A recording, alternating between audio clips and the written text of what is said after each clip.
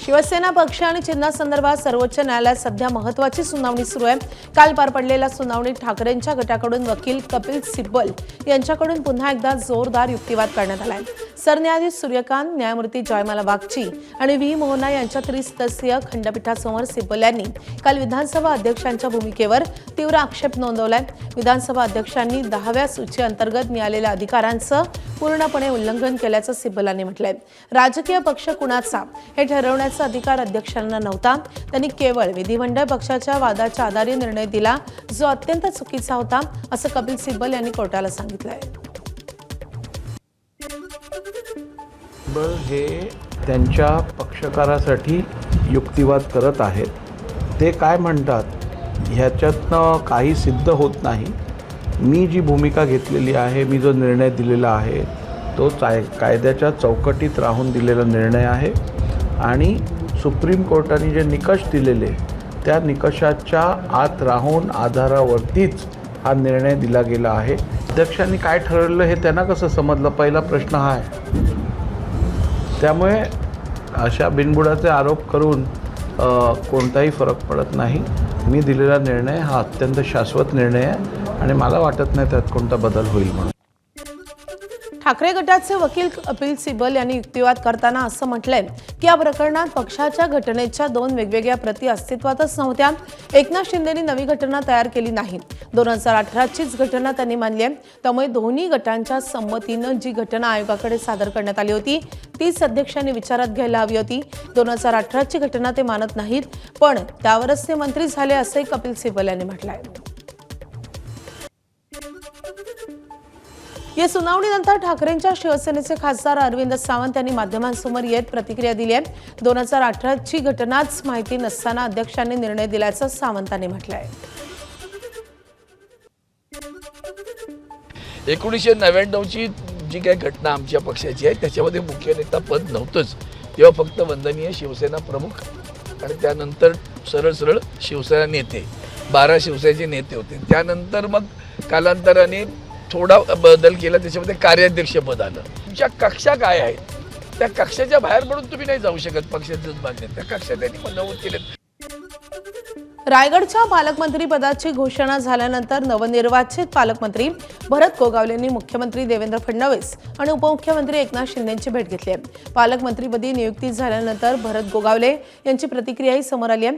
2.25 वर्ष यासाठी वाट पाहिली, थोडा उशीर झाला, पण हवं ते मिळाल्याची प्रतिक्रिया गोगावलेंनी दिली आहे। तर अनिकेत तटकरेंना आमदारकी मिळाली, त्याच दिवशी वाद संपल्याचं गोगावलेंनी म्हटलंय। पालकमंत्रीची घोषणा झाल्यानंतर बरेचशा लोकांचे आपले फोन आले, सगळ्यांचे निवेदन आले आणि ठीक आहे। गेल्या 2.25 वर्षापासून जी काय आम्ही वाट बघत होतो, ज्या दिवशी अनिकेत तटकरे यांना विधान परिषदेची सीट आम्ही सोडली आणि त्यांची सीट बिनविरोध झाली, त्याच दिवशी आम्ही सगळं संपवलेलं होतं आणि वादविवाद आता काही राहिलेला नाही आहे आणि आम्ही सगळे हातात हात घालून जिल्ह्याचा विकास करायचं ठरवलेलं आहे। नाशिक जिल्ह्याच्या पालकमंत्रीपदी गिरीश महाजन यांची निवड झाल्यानंतर मुख्यमंत्री देवेंद्र फडणवीस यांनी त्यांना अभिनंदन करत पुढील वाटचालीसाठी शुभेच्छा दिल्यात। यावर गिरीश महाजन यांनी मुख्यमंत्र्यांचे आभार मानलेत। नाशिक जिल्ह्याच्या विकासासाठी आता नव्या जबाबदारीसह काम करण्याची संधी मिळाल्याचे त्यांनी म्हटलंय। मीरा भाईंदर महानगरपालिकेच्या महासभेत विरोधी पक्षाच्या नगरसेवकांना बोलण्याची संधी न दिल्यानं शिवसेनेच्या नगरसेवकांनी सभात्याग केलाय। नगरसेविका शर्मिला बागजी, वंदना पाटील आणि फ्रीमा डिमेलो यांनी सभागृहाबाहेर ठिय्या आंदोलन करत सत्ताधारी भाजप आणि प्रशासनावर नाराजी व्यक्त केली आहे। महासभेत विषय मांडण्यासाठी आयुक्तांकडे जावं लागतं, ही महापौरांची भूमिका चुकीची असल्याचाही आरोप त्यांनी केलाय। दरम्यान नगरसेविका शर्मिला बागजी यांनी महापालिकेत भाजपकडून हिटलरशाही सुरू असल्याचा गंभीर आरोप केलाय। आजच्या सभेमध्ये जेव्हा विषय ठराव झाल्यानंतर मी हात उचलला तेव्हा महापौरांनी मला पूर्णपणे नकार दिला की तुम्हाला बोलू देणार नाही। त्याच्यानंतर ज्या लोकप्रतिनिधींनी हँड रेज केले त्यांना बोलू दिलं, तेव्हा त्यांना म्हटलं की का म्हणून मला संधी दिली जात नाही। तेव्हा महापौर मॅडमचं स्पष्ट म्हणणं आहे की प्रत्येक विषयाबद्दल बोलायची तुम्हाला गरज नाही, तुम्हालाच का संधी द्यावी। ठाण्यामध्ये भाजप आणि शिवसेनेतील अंतर्गत मतभेद पुन्हा एकदा उफाळून आलाय. एकनाथ शिंदे आणि गणेश नाईक यांच्यात एकमेकांवर आरोपांच्या फैरी सुरू असतानाच आज सकाळी 11 वाजता ठाण्यातील गडकरी रंगायतांमध्ये गणेश नाईक यांच्या जनता दरबाराचं आयोजन करण्यात आलं आहे. सोमवारी याच नाट्यगृहातील कार्यक्रमाला दांडी मारणाऱ्या नाईकांच्या दरबारात भाजप नगरसेवक पालिका प्रशासनाविरोधातील धुसफूस मांडणार असल्याची चर्चा आहे. त्यामुळे या जनता दरबारातून नाईक पुन्हा शिवसेनेवर निशाणा साधणार का, याकडे सर्वांचंच लक्ष लागलंय. SIR अभियानाच्या प्रभावी अंमलबजावणीसाठी भाजपच्या वरिष्ठ नेत्यांच्या उपस्थितीत आजपासून लोकप्रतिनिधी आणि पदाधिकाऱ्यांच्या महत्त्वपूर्ण बैठकांचा धडाका सुरू होतोय. मुख्यमंत्री देवेंद्र फडणवीस, केंद्रीय महामंत्री तरुण चूक आणि प्रदेशाध्यक्ष रवींद्र चव्हाण यांच्या प्रमुख उपस्थितीत विभागांनिहाय या बैठका पार पडतील. मोहिमेच्या आढाव्यासाठी 18 ते 21 ऑगस्ट दरम्यान मुंबई, नाशिक, सोलापूर आणि नागपूर येथे बैठकांचं सत्र रंगणार असून यात आमदार, खासदार आणि स्थानिक पदाधिकाऱ्यांना पुढील रणनीतीचं मार्गदर्शन केलं जाईल. स्वातंत्र्य दिनाच्या कार्यक्रमात वंदे मातरम गायन मध्येच थांबवल्याच्या आरोपावरून भाजपनं सोनिया गांधींवर टीका केली असतानाच काँग्रेसचे अध्यक्ष मल्लिकार्जुन खरगे यांनी गोव्यातील पणजीत अधिवेशनामध्ये वंदे मातरमची केवळ पहिली 2 कडवी गायली आहेत. या व्हिडिओवरून भाजप पुन्हा काँग्रेसला घेरण्याच्या तयारीत आहे. मात्र काँग्रेसनं कार्यक्रमात संपूर्ण वंदे मातरम गायलं गेल्याचं सांगत खरगे यांच्यासाठी सोनिया गांधी केवळ खुर्ची मागत होत्या असं स्पष्टीकरण दिलं आहे. तो महात्मा गांधी जी वंदे मातरम गाते वही में ही गाया, जो जवाहरलाल नेहरू गाए थे वही गा.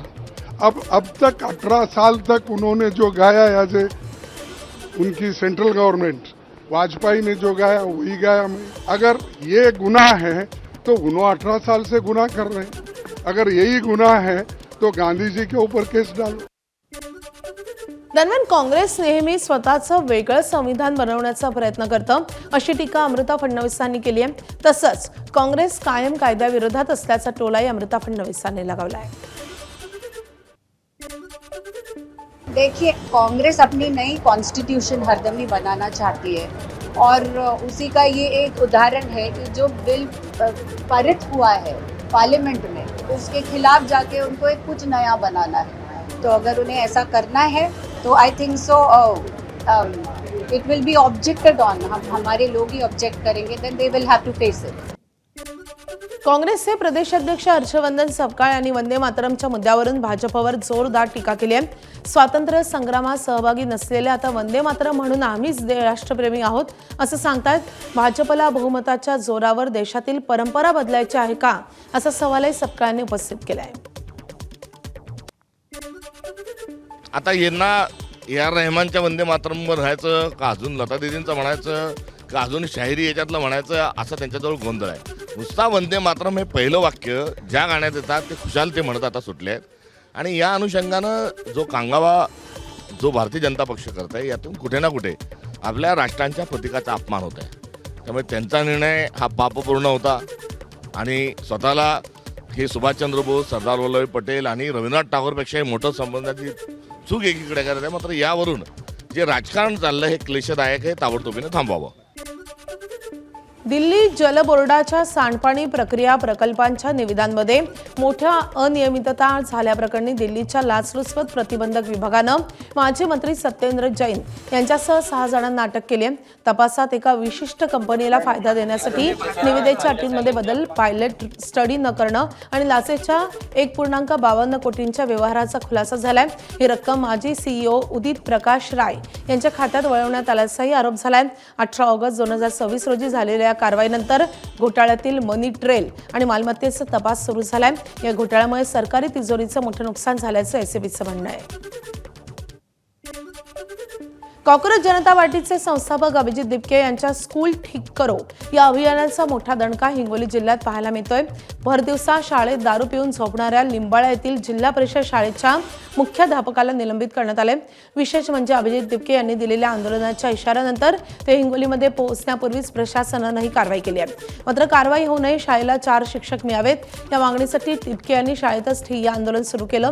जोपर्यंत शाळेला शिक्षक मिळत नाही तोपर्यंत जाणार नाही अशी रोखठोक रोखठोक भूमिका घेत त्यांनी तिथेच आंदोलन केलं. त्यांच्या या आंदोलनालाही यश आलंय. शिक्षण विभागाच्या लेखी आश्वासनानंतर अभिजित दिपकेंनी त्यांचं आंदोलन मागे घेतलंय. 10 दिवसात शाळेला 4था शिक्षक दिला जाईल असं आश्वासनही आता देण्यात आलंय. 2 मागण्या होत्या. एक मागणी ही होती की जो प्रिन्सिपल दारू पिऊन याचा त्याला सस्पेंड करण्यात यावं. ते सस्पेन्शन आधीच आलं होतं, आज सकाळीच जेव्हा आम्ही बसवलं तेव्हा झालं होतं. दुसरी मागणी ही होती की 2 नाही 4 शिक्षक असले पाहिजे. गावकऱ्यांनी सांगितलं होतं इथे 4 शिक्षक असले पाहिजे. तर आता लगेच त्यांनी नोटिफिकेशन पाठवलेलं आम्हाला ऑफिशियल लेटर हेडवर की 3रा शिक्षक आज संध्याकाळपर्यंत अपॉइंट होईल आणि 4था शिक्षक एक 10-15 दिवसात ते अपॉइंट करतील. तो आता त्यांना हायर करावं लागेल किंवा बघावं लागेल. शिक्षकांची कमी येते असं सांगितलं. तर गावकऱ्यांचं म्हणणं की 10-15 दिवस आपण देऊयात, तर ते अपॉइंट करतील. आणि जर नाही अपॉइंट केलं त्यांनी 10-15 दिवसात आम्ही पुन्हा बसू. सर्वसामान्य ठाणेकरांवर लादलेल्या मालमत्ता करातल्या वाढीवरून भाजप आणि शिवसेना या सत्ताधारी पक्षांमध्येच आता आरोप प्रत्यारोप सुरू झालेत. सर्व पक्ष गटनेत्यांच्या बैठकीमध्ये मालमत्ता करवाढीवर सभागृहात चर्चा करण्याचं निश्चित झालं होतं. पण शिवसेनेनं चर्चा करू न देताच करवाढीला मंजुरी दिल्याचा आरोप भाजपनं केलाय. या करवाढीला आपला विरोध नसल्याचं भाजपच्या नगरसेवकांच्या स्वाक्षरीचं पत्र उपमहापौर कृष्णा पाटील आणि गटनेते मुकेश मुकाचे यांनी महापौर शर्मिला पिंपळकर आणि महापालिका आयुक्तांना दिला आहे. भाजपच्याच नगरसेवकांनी या विषयावर चर्चा केली नसल्याचं सांगून करवाढीचा प्रस्ताव एकमतानं मंजूर करण्यात आला असल्याचं शिवसेनेनं स्पष्ट केलंय. त्यामुळे मालमत्ता करवाढीवरून ठाण्यात राजकीय वातावरण तापण्याची चिन्ह आहेत. सर्व विषयावरती चर्चा करू.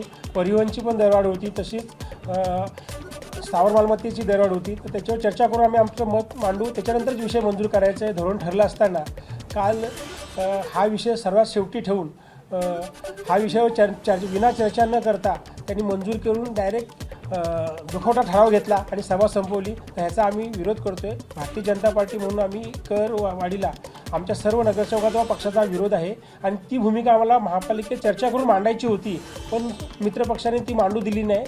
ह्याचा आम्ही निषेध करत आहोत. सभागृहामध्ये जेव्हा हा विषय आला त्यावेळेला कोणत्याही सदस्यांनी त्या ठिकाणी विरोधात मतदान नोंदवलं नाही. सभागृहात हा विषय एकमताने मंजूर झालेला आहे. आपल्याला हे पटतं का? कुणाला गाफील कोणाला ठेवू शकतं? अजेंडा येतो, अजेंड्यावर चर्चा होते, त्याच्यावर गटनेत्यांची बैठक होते, गटाची बैठक होते आणि त्याच्यानंतर सभागृहामध्ये विषय येतो. गटनेत्यांच्या बैठकीमध्ये ठरल्याप्रमाणे तो विषय झाला. मुंबईकरांसाठी एक मोठी बातमी आहे. अनेक वर्षांपासून ऑक्युपेशन सर्टिफिकेट अर्थात ओसी अभावी रखडलेल्या इमारतींसाठी आता मार्ग मोकळा होणार आहे. ओसी संदर्भातील प्रस्तावाला मुंबई महापालिकेच्या सभागृहानं मंजुरी दिली आहे. यामुळे विविध कारणांमुळे ओसी न मिळाल्यानं अडचणीत सापडलेल्या अनेक इमारती आणि रहिवाशांना मोठा दिलासा मिळण्याची शक्यता आहे. रखडलेल्या इमारतींना नियमानुसार ओसी मिळण्याची प्रक्रिया पुढे जाणार असून अनेक वर्षांपासून प्रलंबित असलेला प्रश्न मार्गी लागण्याचा मार्ग मोकळा झालाय. मुंबईतील जुन्या आणि पुनर्विकसित इमारतींमध्ये ओसीचा प्रश्न मोठ्या प्रमाणावर होता. सभागृहाच्या मंजुरीनंतर आता संबंधित इमारतींच्या ओसी प्रक्रियेला गती मिळेल. गडचिरोलीमध्ये सर्पदंशामुळे 3 विद्यार्थिनींचा मृत्यू झाल्यानंतर आश्रमशाळांमधील विद्यार्थ्यांच्या सुरक्षेचा मुद्दा ऐरणीवर आलाय. या पार्श्वभूमीवर शासनानं आश्रमशाळांसाठी तब्बल 36 मुद्द्यांची कठोर सुरक्षा मार्गदर्शक तत्वे जाहीर केली आहेत. यात विषारी प्राण्यांपासून संरक्षण, 24 तास शुद्ध पाणी, सीसीटीव्ही आणि आपत्कालीन वैद्यकीय यंत्रणा बंधनकारक करण्यात आली आहे. विशेष म्हणजे या नियमांची प्रत्यक्ष अंमलबजावणी तपासण्यासाठी आता आश्रमशाळांचं थर्ड पार्टी ऑडिटही केलं जाईल. मुंबईच्या वांद्रे रेक्लेमेशन येथील नेव्हिल डिसोझा फुटबॉल मैदानाचं आरक्षण बदलण्याचा प्रस्ताव मुंबई महापालिकेच्या महासभेत मंजूर झालाय. धक्कादायक बाब म्हणजे या मैदानाच्या आरक्षणासंदर्भातील प्रकरण उच्च न्यायालयामध्ये अद्याप प्रलंबित असतानाही हा प्रस्ताव सभागृहात मांडण्यात आला आणि त्याला मंजुरी मिळाली आहे. नेव्हिल डिसोझा फुटबॉल मैदानाचं खेळाचं मैदान हे आरक्षण बदलून कन्व्हेन्शन आणि एक्झिबिशन सेंटर करण्याचा प्रस्ताव सुधार समितीच्या अध्यक्ष आणि शिवसेना नगरसेविका संध्या दोशी यांनी सभागृहात मांडला. भाजप शिवसेना नगरसेवकांचं बहुमत असलेल्या सभागृहात हा प्रस्ताव मंजूर झालाय. हे प्रकरण न्यायालयाच्या प्रलंबित असतानाही आरक्षण बदलाचा निर्णय घेण्यात आल्यानं या प्रस्तावावरून आता नवा वाद निर्माण होण्याची शक्यता आहे. मीरा भाईंदर आणि वसई विरारमधील रहिवाशांसाठी एक महत्त्वाची बातमी. मीरा भाईंदर ते वसई विरार दरम्यान मेट्रो प्रकल्प उभारण्यासाठी मंत्रिमंडळाच्या उपसमितीने मंजुरी दिली आहे. 6 महिन्यामध्ये भूमी अधिग्रहणासह सर्व परवानग्या घ्या असे निर्देश मुख्यमंत्र्यांनी दिलेत. मेट्रो 13चा हा प्रकल्प पूर्णपणे ग्रीनफील्ड असेल. 25 किलोमीटरचा हा मार्ग असेल. त्यावर 16 स्टेशन्स असतील. त्यातली 3 स्टेशन्स अंडरग्राऊंड असतील. प्रकल्पासाठी 17,725 कोटींचा खर्च येईल. पुणे रिंग रोड पूर्व विस्तारासाठी 10,502 कोटींच्या प्रस्तावाला मंजुरी मिळाली आहे. मुख्यमंत्र्यांच्या अध्यक्षतेखाली झालेल्या या बैठकीमध्ये प्रशासकीय मान्यता देण्यात आली आहे. महाराष्ट्र रस्ते विकास महामंडळामार्फत या मार्गाचं काम केलं जाईल. या विस्तारामुळे पुण्यातली वाहतूक कोंडी सुटेल असा दावा केला जातोय. बुलढाणा जिल्ह्यातल्या सिंदखेड राजा येथील राजमाता जिजाऊंच्या स्मारकासाठी नगर विकास विभागानं तब्बल 50 कोटी रुपयांचा निधी देण्याचा मोठा निर्णय उपमुख्यमंत्री एकनाथ शिंदेंनी घेतलाय.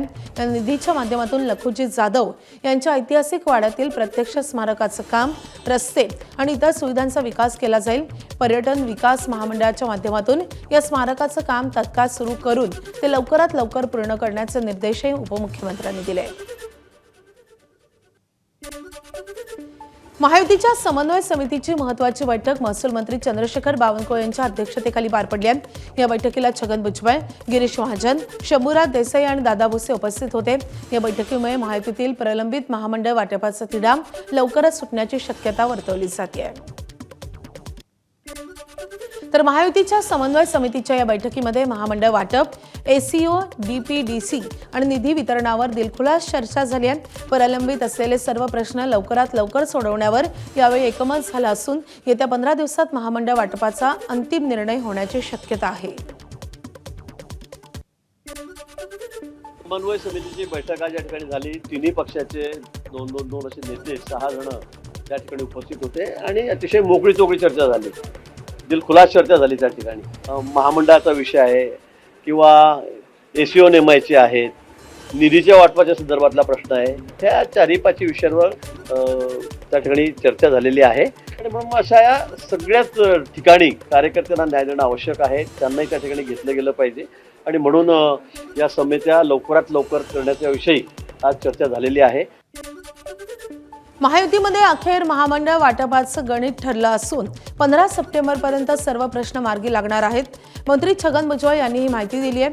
ज्या पक्षाची अंदाज संख्या जास्त त्यांना सर्वाधिक महामंडळ मिळतील अशा सूत्रावर तिन्ही पक्षांचं एकमत झालंय. महामंडळ आहेत तर महामंडळामध्ये जे आहेत अर्थात ज्याचे आमदार कमी असतील त्यांना महामंडळ कमी वाटायला येतील, ज्याचे जास्त असतील त्यांच्या वाट्याला जास्त महामंडळ येणार आहे. निधीच्या बाबतीमध्ये सुद्धा निधी प्रत्येक पक्षाचे किती लोक आहेत त्या प्रमाणामध्ये तो निधी वाटप होणार आणि मग त्या पक्षाचे जे कोण नेते असतात, आमच्या पक्षाच्या नेत्या सुनेत्राताई आहेत, तर तो सगळा निधी त्यांच्याकडे जाईल आणि मग ते आमदारांना कोणाला किती द्यायची काय हवे ते असतील. तर अशा रीतीने जी आहे सगळी चर्चा झाली. एबीपी माझा, उघडा डोळे बघा नीट.